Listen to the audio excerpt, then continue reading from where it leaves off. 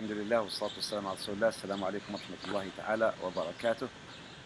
Riad Ouarzazi will come in you to another episode of ROC Your Ramadan 2012, day 4.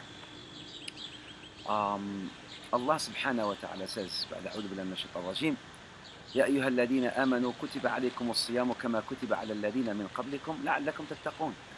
O you who believe, Siyam has been prescribed on you, fasting has been prescribed on you, as it has been prescribed on people before you, لَعَلَّكُمْ تَتَّقُونَ, so that you may attain righteousness, piety, at-taqwa. This Siyam, ladies and gentlemen, this taqwa, this Siyam, this fasting, it's an immunity, it's a strength, it gives you strength, it makes your body immune, it makes your soul immune. The fasting, just like, reading the Quran.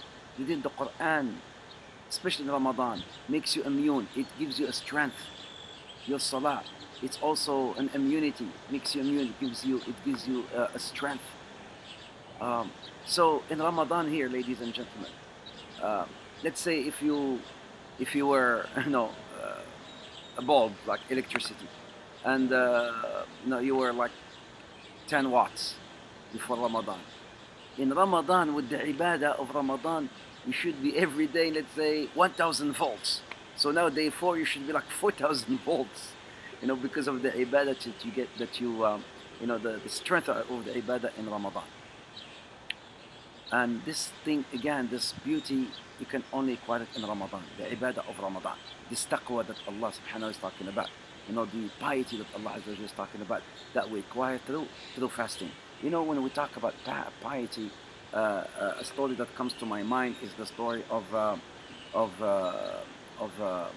man by the name of Ibn Sirin.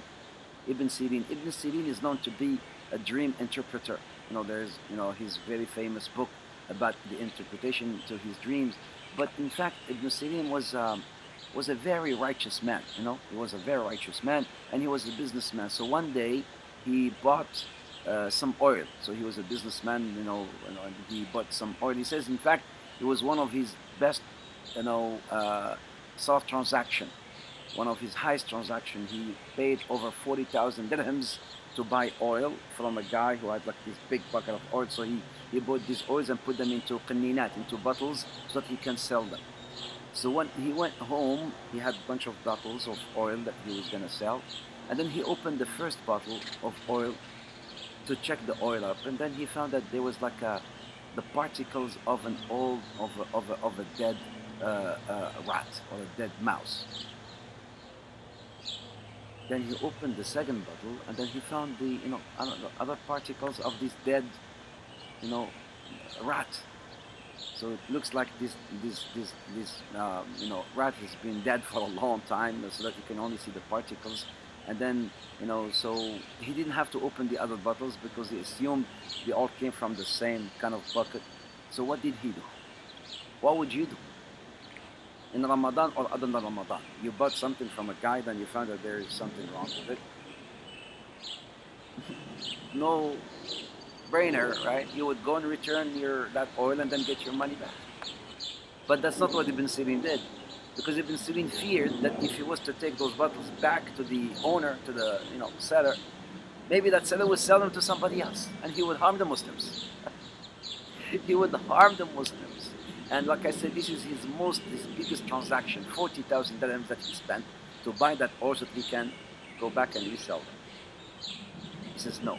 So what did he do? He discarded all that oil.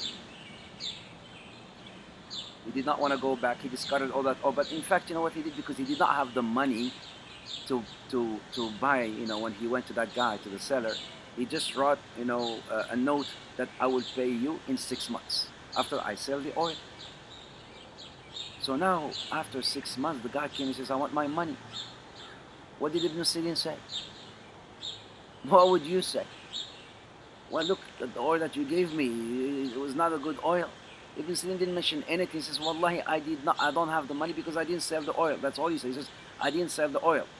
The seller went to the qadi, to the judge ruled for, of course, the seller 1 year in jail. Ibn Sirin spent 1 year in jail. The taqwa we're talking about here, the fear of Allah. This is Allah's consciousness. subhanAllah. But not only that, the guard, the officer, he knows Ibn Sirin, a pious, righteous, alim. He knows him. So he came to me and he says, you know what, Ibn Sirin, at night, go and spend it at home with your family, with your wife. And then come in the morning to jail. And go in at night, spend the night with your family. Ibn Sirin say, well, la wallah. I say, no, by Allah, I don't want you, or I don't want to help you deceive your boss. Do your job. I don't want to help you deceive your job. I'd rather stay. Ibn Sirin, he used to be the student of Anas bin Malik. Anas bin Malik, the servant of Rasulullah. And Anas bin Malik is a companion. Anas bin Malik, he wrote in his will before he died, he says, I only want, if I were to die, the person who would wash me is Ibn Sirin. I want Ibn Sirin to wash me. So when Anas bin Malik died, the Qadi came to Ibn Sirin, he says, yeah, Ibn Sirin, come out, because we have a will here. Come, Anas bin Malik, he needs, you need to wash him. Ibn Sirin says, no, Allah, no, I will not come out from jail unless I get the approval from the seller, Sahib al-Dain, the one that, I owe money to. Go ask him for permission. Allah. They went, the Sahib al-Dain, he came, the guy who the owner of the money. He gave him permission. Ibn Sirin came out from jail. He went, he washed Anas bin Malik radiallahu anhu. He clothed him, I put him into this, folded him into this, the cloth, and then he buried him. And he made salat al-janaza upon him. And then he came back to jail. This is taqwa.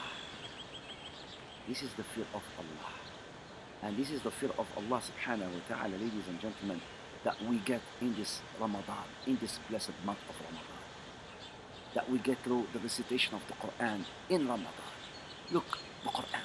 Where are you with the Quran? Allah subhanahu wa ta'ala says in Surah Al-Ra'd. Surah Al-Ra'd, ayah number 31. أعوذ بالله من الشيطان الرجيم ولو أن قرآنا سيرت به الجبال أو قطعت به الأرض أو كلم به الموتى Allah subhanahu wa ta'ala says, if there was a Quran by which mountains can be removed,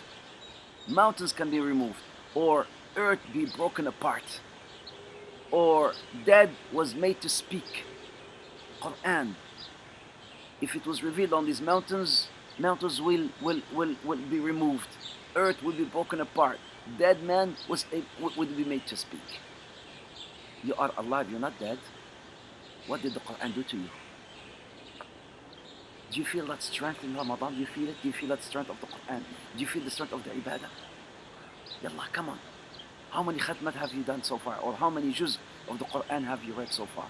How many pages have you read so far of the Quran? You should feel it, akhi, ukhti, sisters, brothers, you should feel this. Come on, yallah, bismillah, bismillah. We don't have no time. Let's work hard, insha'Allah ta'ala. Day 4 of Ramadan, tomorrow is day 5, insha'Allah ta'ala. Let's move, insha'Allah. Come on.